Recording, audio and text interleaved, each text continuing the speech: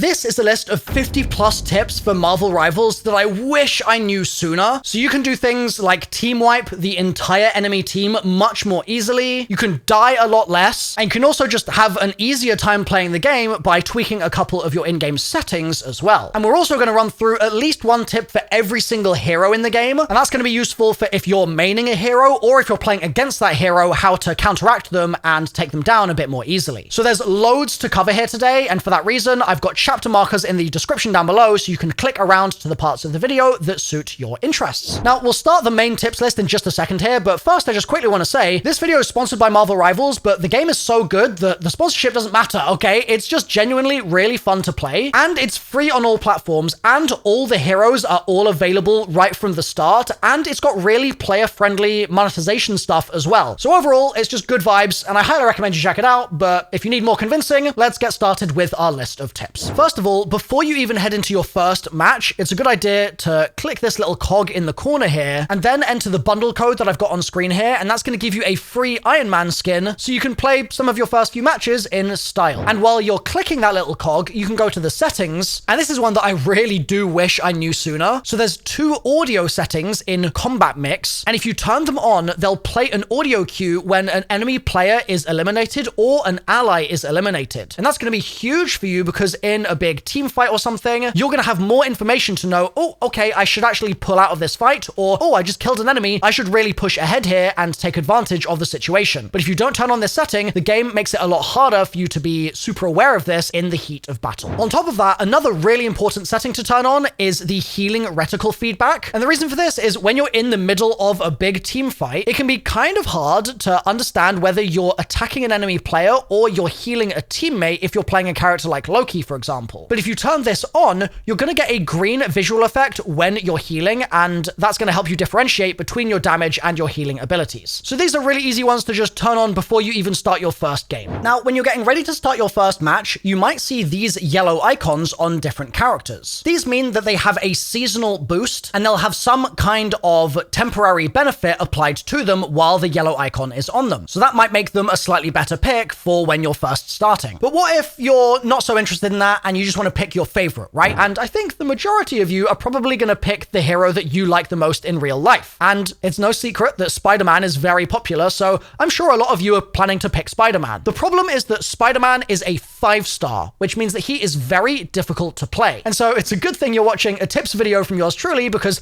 I've got a couple strats that you can use to actually make it a bit easier and take some of the kind of difficulty curve away from Spider-Man so you can start using him more effectively much faster. So first of all, one of the problems with Spider-Man is that his swing kind of goes everywhere, and for a hero whose movement can really literally be life or death, you just don't want to have to be putting up with that while you're playing. So head into the settings and try turning off auto swing. What that's going to do is it's going to prevent the game from locking your swing on to surfaces that you don't want it to go on. And that way you can aim where you want the web, and that's where you're going to swing to. And so it's much more consistent and reliable and takes all the kind of RNG out of the swinging process. Another Spider-Man tip to make him feel much more comfortable for you to play is to actually switch your Spider-Man settings to mimic the Spider-Man settings from the Insomniac Spider-Man games. This obviously won't really be as much of a thing for PC players and Xbox players, but if you're a PlayStation player, you might just automatically feel comfortable with his kit if you switch over to settings that mimic the settings in those games. But let's say you try Spider-Man and you're like, oh, a little bit much, but I'm still a Spider-Man fan. Maybe I'll try Venom instead. If you're playing Venom, you might assume that your regular attack, which you can see me doing here, is just going to hit anything that's in front of me, right? Because I'm just sending those tentacles into the enemy and they might just hit anything in their path, right? But it turns out that they do actually just apply damage to wherever your cursor is. So if you aim at the head, for example, your tentacles can do headshot damage. So don't just flail around randomly when you're doing this attack, but instead make sure that you are still being precise. Now, there's also another cool thing that's going to happen if you've got a Venom on the same team as a Spider-Man. And this doesn't just happen with these two. There's a lot of different pairs and combos that have this. For example, Hulk and Wolverine have another one, and they're called team-ups. Basically, when a pair of heroes who have a team-up are in a team together, you're going to unlock extra abilities which you can use on those heroes. So for instance, instance, Spider-Man, when Venom is also on his team, is going to get access to a suit explosion, which means that he can convert his symbiote into explosive spikes and do damage to nearby enemies and push them back. And so it's worthwhile learning which heroes have team-ups with which other heroes and learning their advantages so that you can counterpick your enemy team as well. Some of my favorite team-ups, which I think are pretty overpowered, are Moon Knight and Cloak and Dagger, because that's going to mean that Moon Knight can go invisible and use his Ankh. And we'll talk more about some strats to use your Ankh in the best way a little later in the video. And Winter Soldier and the Punisher also benefit quite a lot because their team-up makes it so that they no longer have to reload. And they've already got pretty good DPS, and so this makes them even more strong. But I'd also love to hear which your favorite team-ups are, so leave a comment down below and maybe upvote the ones that you agree with, and that way we can kind of spread the knowledge of which the community thinks is best. And for quick reference, if you want to check what all the team-up combinations are, you can go to this page in the game's menu. So you can see here's Venom and Spider-Man have a team-up, and they also have one with Peni Parker. Now there's a tip for Peni that I think is incredibly effective if you've been struggling with getting blown up by Thor or Scarlet Witch. So both of those heroes have massive ultimates, and those ultimates take a second to prime. But if you pick Peni, you'll notice that her Cyberweb ability only has a 3-second cooldown, and if you use it on a Thor or a Scarlet Witch who are priming their ult, it will actually completely cancel it and stop the ultimate. And that could save your entire team's life. Now, speaking of interrupting ults, there's another character that can do that, which is Winter Soldier. And his works a little bit differently. So you're going to use his kind of grapple ability to pull people out of their ult. So Scarlet Witch, for example, while she's charging,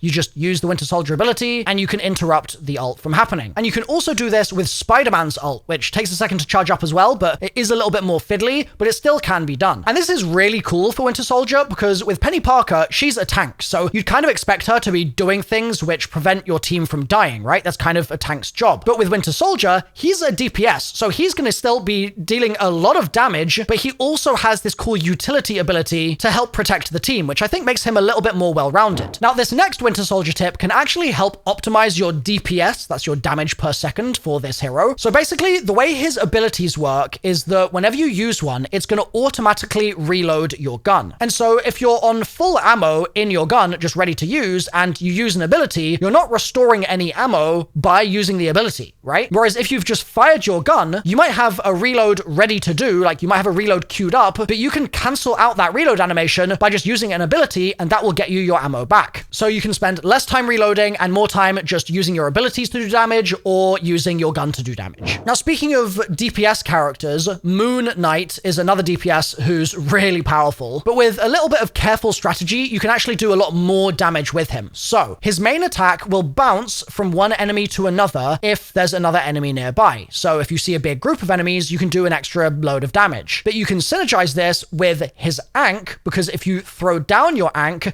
it'll pull enemies in, and then they're all grouped up close together, so your regular attack can bounce between them all. But you can use this to your advantage if you're smart about where you place the Ankh and what you aim your attacks at. So let's say there's 2 enemies you could be attacking, and there's just a pretty big gap between them, so it would just be too far for your crescents to bounce between. In that scenario, if you have your Ankh between them, then the distance is halved, right? The crescent just has to go from one enemy to the Ankh to the other enemy. And so you can be pretty sort of sneaky about the way that you position that Ankh placement to make sure that you're getting as many crescent bounces between enemy team members as possible. Now, for another Moon Knight tip, normally when you're using his grapple ability, there's some delay between activating the ability and the grapple actually hitting the surface that you're aiming for. And if you're trying to use the grapple to get out of a sketchy situation, for example, that little delay could cost you your life. But to get around this, if you're trying to just eject yourself as fast as you can from a bad situation, you can just aim your grapple at the ground, and then it will still launch you into the air just like it would with grappling to a distant surface. So use this the next time you're trying to evade enemies in a pinch. And if you're playing against a Moon Knight and you see the Moon Knight do this, you know that they've obviously used up their grapple, and so they are still going to have limited mobility. It's just that they're going to go up and away from you, right? So you can kind of counter strategize if you don't see them sending the grapple out to a distant structure, and that knowledge is going to help you decide whether it's worth trying to chase them down or if you should just let them get away. Now, there's another hero where some smart usage of your movement, specifically your dash attack, can help make you more effective, and that's Black Panther. So every time on Black Panther, your opponent is attached with a vibranium mark from one of your abilities, such as Spin spinning kick or spear toss, or even your ultimate, Bast's Descent, you'll gain an extra Spirit Rend, and you won't have to wait for the 9-second cooldown on it. And that means you should probably hold off on using your dash attack until you've marked an enemy with one of your other abilities, and that way, when you use the dash attack, you'll always get that extra Spirit Rend damage. And once again, speaking of leaps and dashes and damage, I've got a Wolverine tip for you here, which is that when you're using the Feral Leap ability, it can be really easy to overshoot and jump over the enemy instead of pouncing on top of them. And I'm sure some of you guys have probably also jumped off maps by accident doing this and stuff like that as well. But thankfully, there is a solution. So if you want to cancel the leap early, you can use his Vicious Rampage ability towards an enemy, and that will prevent the overshoot from happening. And so you can use this as a tactic to actually close some distance between you and the other player, which is then obviously vital for you playing Wolverine, a melee-focused character, to be able to actually damage people. Now, on the topic of melee damage, if you've been playing Magik, you might have found that her sword actually has pretty good range for a melee character, but a pro tip is that you're still going to want to get as close as you can to the enemy when you're attacking them with her sword. And this is because her sword does more damage the closer you are to them. So get up close and personal and you'll take them out a little bit faster. Now, while we're on the topic of melee, it would be crazy for me to not give you a tip for Iron Fist, because Iron Fist is one of the most popular heroes in the game, which is nuts because I feel like pre-Marvel Rivals, Iron Fist didn't have nearly as many fans, but now he's got a lot. But despite how powerful we all know that he is, there is one slight issue that you might run into when you first start playing the character,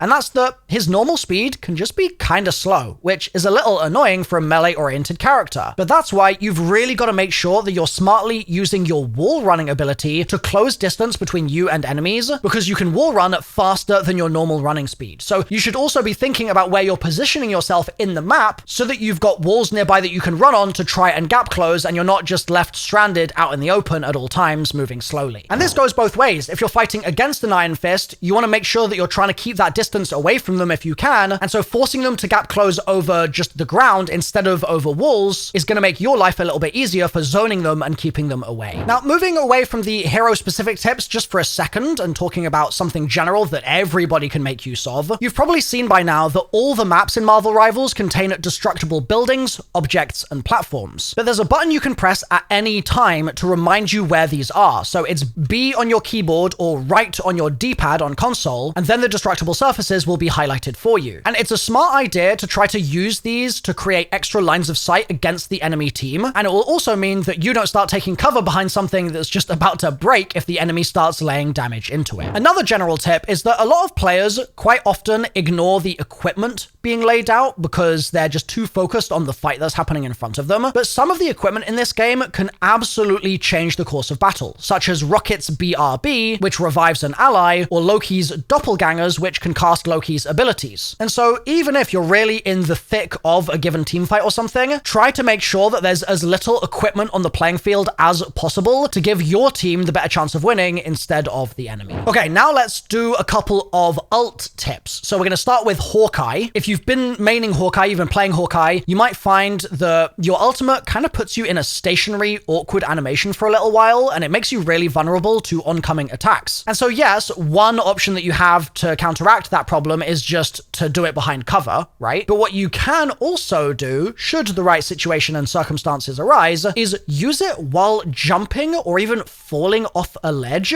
just to ensure that you're a harder target to hit while it's activating. And it's worth pulling out any kind of sneaky tricks that you can like this, because his ult is absolutely cracked, so you want to do anything in your power to try and prevent your death before you use it. Now, speaking of cracked ults, Wanda's ult, or Scarlet Witch's ult, is one of the best in the game, like hands down, but it has a 4-second charge up time, and that means that you're susceptible to people like the Winter Soldier pulling you out of it and interrupting it. But what you can do with hers is you can cast the ult behind cover, and then you can move into range just as it's finished charging, and that means that you just minimize the amount of time that the enemy can actually take shots at you, but you still ideally get them in range at the very last second so that your ult hits them. Next, let's say you've been playing as Wanda and then you switch to Loki and you're like, oh yeah, Loki's ult will be amazing as well, right? You might have been somewhat disappointed, or at least you might have just had mixed results, right? Because Loki's ultimate is amazing in the right scenarios, but it's also pointless if you use it wrong. And it all ultimately comes down to your ability to read the game and your timing for using it. And so before you use his ult here, I'd really have a think about what your plan is. Mantis, right? You're gonna turn into another hero and you're gonna gain their abilities. So when you're trying to hold the line on an objective, for instance, maybe that's the right time to turn into a Vanguard character, right? Or if you need some extra firepower, or you're really trying to take out a tank in a given moment, maybe you need to switch over to a damage hero. But if you're assessing your options and you're like, I don't know what my team needs in this given moment,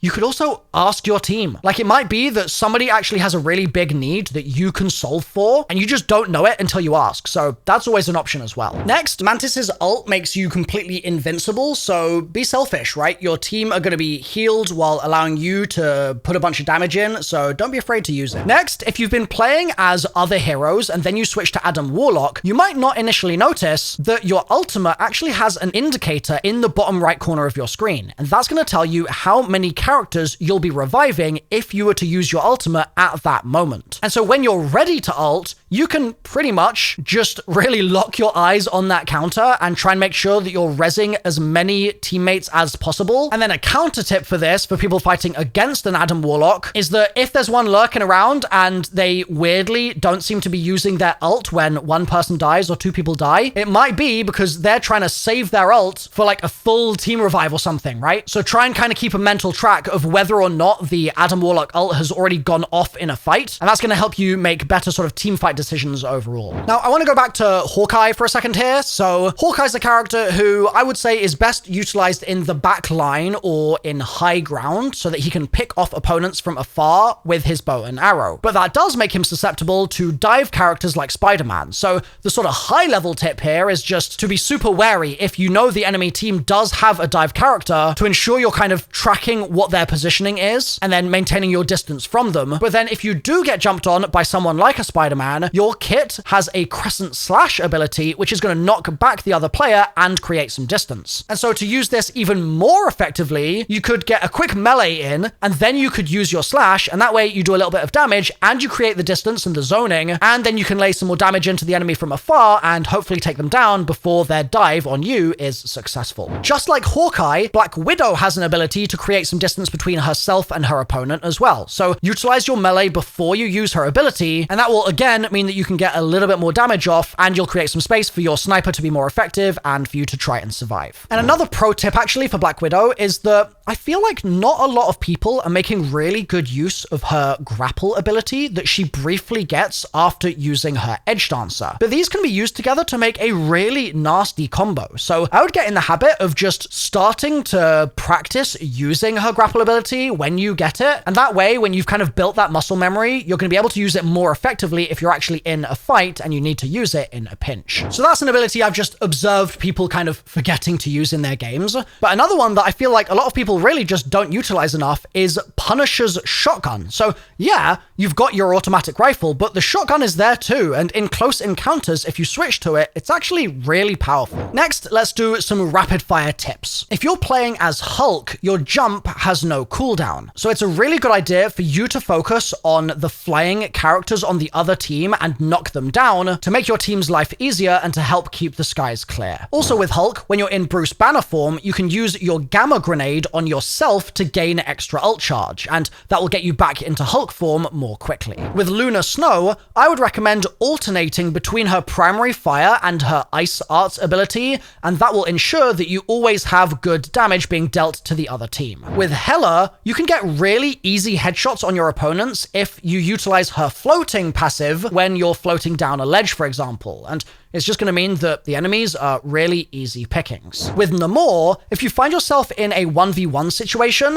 a way to almost cheat out of it is to deploy your 2 squid turrets and then use your Blessings of the Deep ability to defend yourself from incoming damage while your turrets deal the damage to your opponent. And if that doesn't win you the fight, it might at least temporarily scare them off so that you can reposition. With Doctor Strange, you can animation cancel his primary attacks by weaving the shield in between every shot, and this increases his fire rate and keeps the shield up consistently to block any incoming damage while you're still doing damage yourself. And if you see an enemy Doctor Strange doing this, then you might want to keep your distance. Next, Cloak and Dagger have the unique ability to be able to switch between Cloak and Dagger and vice versa on the fly, basically meaning that you've got 2 separate characters. And with that separation also comes different abilities, but the abilities have separate cooldowns. So when you first start playing this character, I would constantly get in the habit of switching between them and learning what the cooldowns feel like. And then that way, when you get good at it, you can perfectly optimize it so that you switch characters at the exact time that your cooldowns become available on the other one. With Psylocke, your shurikens are gonna return from the hit player back to where your crosshair is focused, meaning if there's another enemy player in front of the player that you hit with the shurikens, you can aim for that player and your returning shurikens will also do damage to that player as well as the one that you originally hit. For Thor, even though your Storm Surge ability is meant to be used to rush an opponent or just make yourself get to a position much faster,